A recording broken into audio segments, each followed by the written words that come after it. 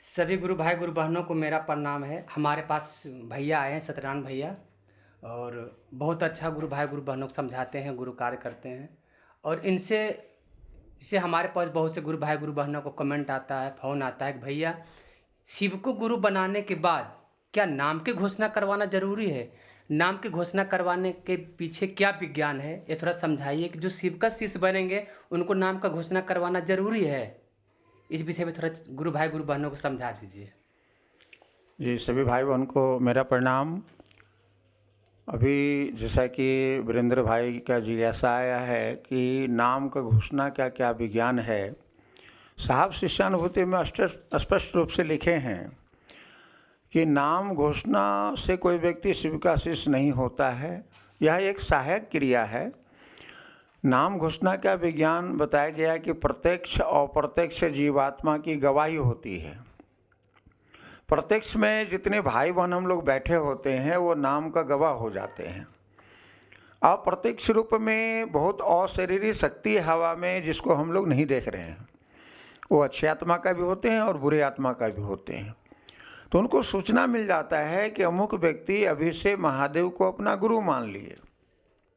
उसी क्षण से ऑपरेटिव हो जाते हैं, मदद करने लगते हैं। शब्द को कहा गया है ब्रह्म, शब्द का विनाश नहीं होता है। शब्द का यदि विनाश होता तो हम लोग टेलीफोन, मोबाइल, रेडियो नहीं सुन पाते, टेलीविज़न नहीं देख पाते।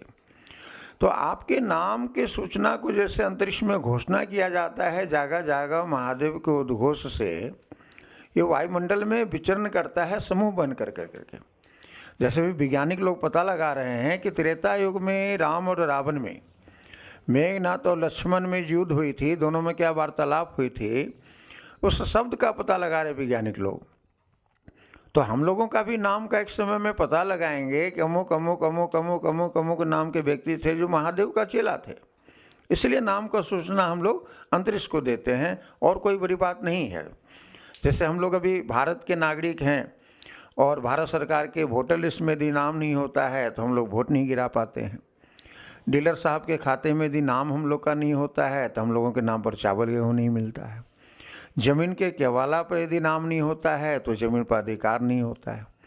विद्यालय में नाम का एडमिशन नहीं होता है, उस विद्यालय का सर्टिफिकेट हम लोग को नहीं मिलता है। तो ठीक उसी प्रकार से शिव विशिष्टता में नाम का घोषणा का यही विज्ञान है और कोई खर्च भी नहीं है, कोई पैसा भी नहीं लगता है। जो बच्चा आज की डेट में जन्म लिया है उसका भी आप नाम घोषणा करा सकते हैं।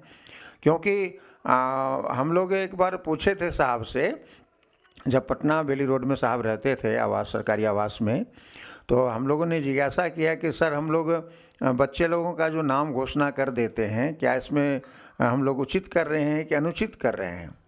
तो साहब हम लोग को समझाए, देखिए उचित तो नहीं है लेकिन अनुचित भी नहीं है। फिर साहब हम लोग को एक कहानी सुनाए थे कि रामकृष्ण परमहंस और विवेकानंद दोनों गुरु चेला एक जंगल से गुजर रहे थे और एक हाथी के शरीर से प्राण निकल रहा था। तो रामकृष्ण परमहंस विवेकानंद से कहते हैं कि विवेकानंद इस हाथी के कान में मंत्र दे दो। तो विवेकानंद कहते हैं गुरु महाराज ये तो मर रहा है, इसको मंत्र दे के मैं क्या करूँगा? तो रामकृष्ण परमहंस बोले दे दो यार, मंत्र देने में क्या लगता है, दे दो। तो गुरु का बार बार आदेश आया तो विवेकानंद उस हाथी के कान में मंत्र दे दिए। हाथी के कान में जैसे मंत्र दिए हाथी उठ करके खड़ा हो गया। तो साहब इस पर समझाए कि नाम घोषणा कराने में आपका जाता तो कुछ नहीं है।